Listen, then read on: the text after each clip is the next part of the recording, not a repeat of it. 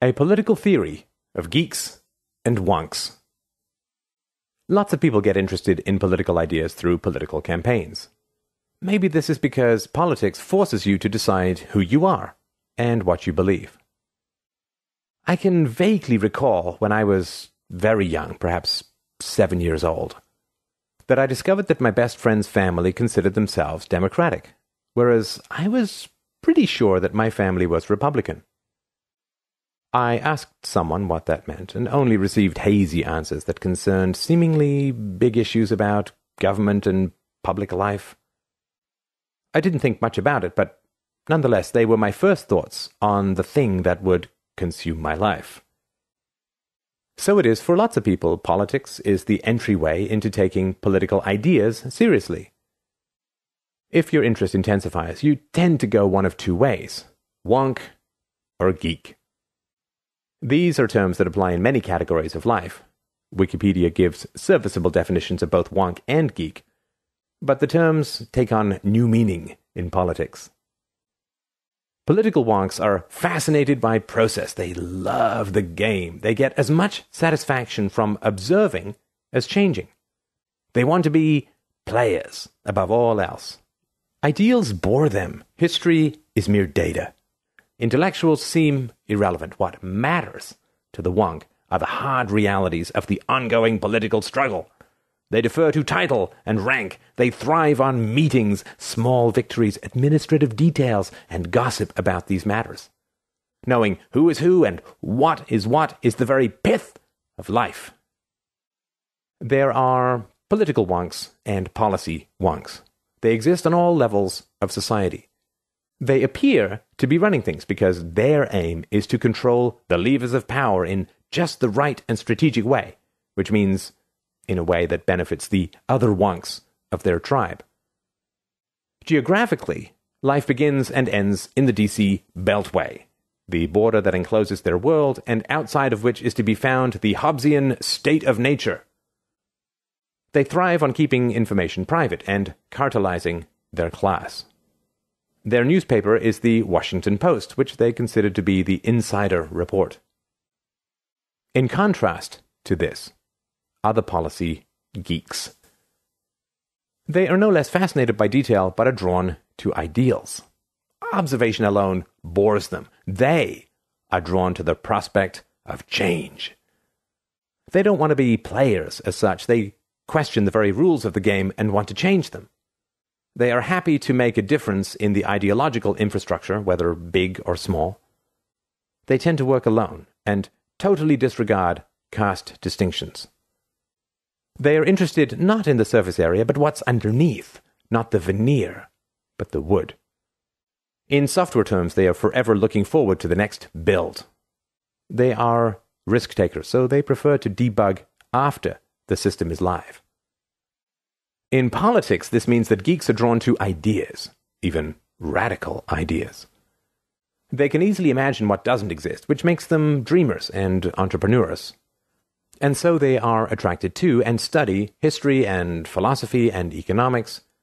It doesn't matter if a lesson can be learned from the ancients or moderns. Indeed, unearthing an old idea and bringing it back to life has a special appeal. They thrive on making information public, on smashing old structures, breaking cartels, and busting monopolies of power.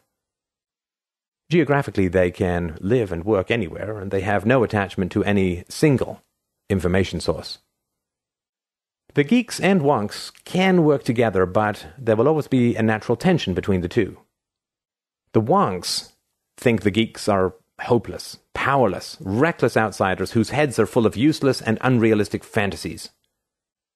The geeks think that the wonks are part of the system, and therefore more than likely corrupted by it, and increasingly so. Broadening the view, the struggle to control history is a battle between the wonks and the geeks. The wonks are the ones who consolidate, stabilize, and entrench the status quo. The geeks are the ones who prepare revolutionary change. The wonks freeze it into place and make it work more efficiently. The geeks imagine and work toward a future that no one thought was possible. The wonks rule out drastic and extreme measures as imprudent and reckless. The geeks think that these paths are the only ones worth pursuing and have confidence that the unknown future will somehow work itself out. The wonks try to bring the king around to their point of view. The geeks kill the king. Caesar, wonk. Brutus, geek. Hamilton, wonk. Jefferson, geek. Bush or Obama, wonk. Ron Paul, geek.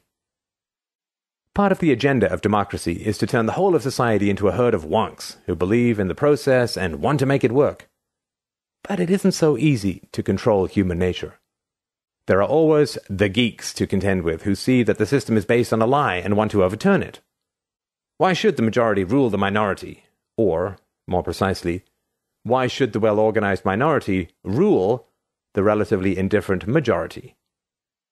What we need is democracy 2.0, in which power and privilege is not steered, but abolished altogether. Who will carry the day? In the short run, the wonks are right. They win.